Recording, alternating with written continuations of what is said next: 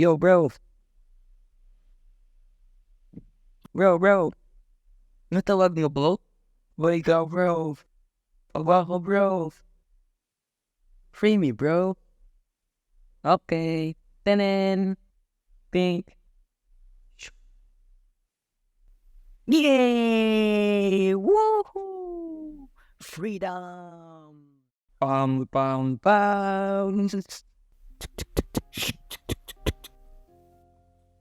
Let's say you have the following production rule: A produces B according to context-free languages.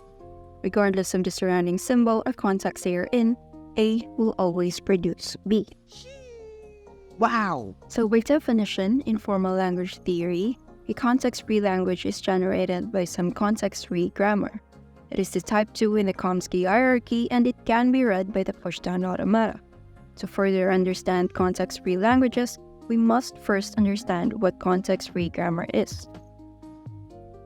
Context-free grammar is defined by 4 tuples: V, sigma, S, and P. V stands for the set of variables or non-terminal symbols. Sigma stands for set of terminal symbols, S symbolizes start symbol, and P symbolizes production rule. Context-free grammar has a production rule of A produces alpha, where alpha represents a set of variables or non-terminal symbols, and a set of terminal symbols where A represent a set of terminal symbols. To understand the concept, let's have an example. Let's say you want to produce a string of A raised to n and B raised to n, which means the number of A in a string is equal to the number of B in the string. To produce such a string, we can consider the following production rule, where we start at AAB and A can produce either AAB or an empty string. So let's test that out.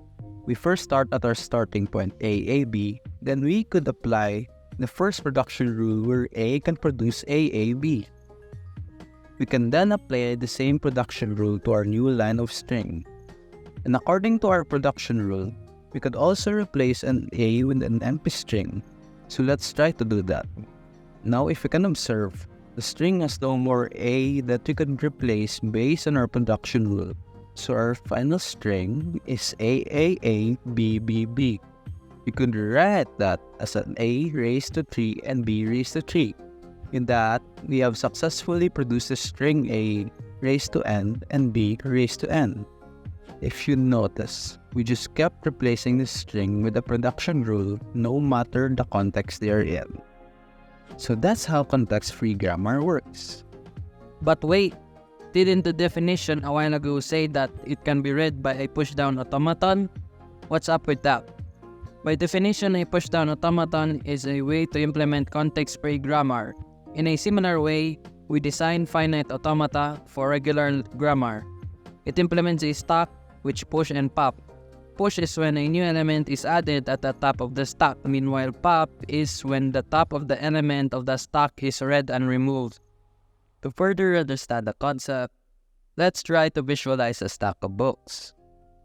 When we push an element to the stack of the books, we place the book at the top of the stack. And once we want to read that element at the top of the stack, we use the command pop. We take the topmost part of the stack and read it. In theory, pushdown automata can read context-free grammar. So why don't we test that out with our previous example? To check A raised to 3 and B raised to 3, let's consider the following automaton. The automaton must be able to read the string AAAPBP to confirm that it is a context-free grammar. Let us begin with state number 1. According to its transition rule, if the string is empty, add a Z0 to the stack. This is simply to mark the bottom of the stack. Now, let's move left in our string and move to state number 2. According to the rule in state number 2, if the string reads A, add an A to the stack. As we move left, we can still read A, so we add another A to the stack. As we move left again, we do it once more. This time, as we move left, our machine reads P, so we need to move our transitioning rule. According to the transition rule, if we read P on a string, we pop A in the stack. As we move left again, state 3 rule says that we must pop another A. Then we do this one more time. As we move left one last time, our automaton now reads an empty string. So, we gotta go to our final transition rule, which states that if it reads an empty string, remove the Z0 from the stack. And now, we finally reach our acceptance stage, and our stack is clear, which means AAA BBB is part of context-free languages. Wow! Alright, that's cool. But what exactly is the significance of context-free languages in real life? More specifically in IT. Yay!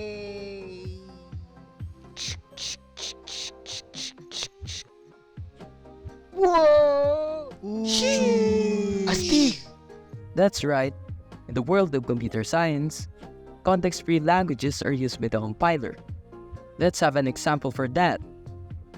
Consider that you have this line of code, x is equal to 5. You're implying that x produces 5, and that's context-free grammar, which means whatever the context that you use, x is equal to 5. X will always produce 5, and that's the beauty of context-free languages. We hope you enjoyed our video. If you wish to know more about context-free languages, we have curated learning materials and put it in the description down below. If you wish to test your knowledge about context-free languages, we also developed a quiz game for you to try. We hope you had fun, and thank you.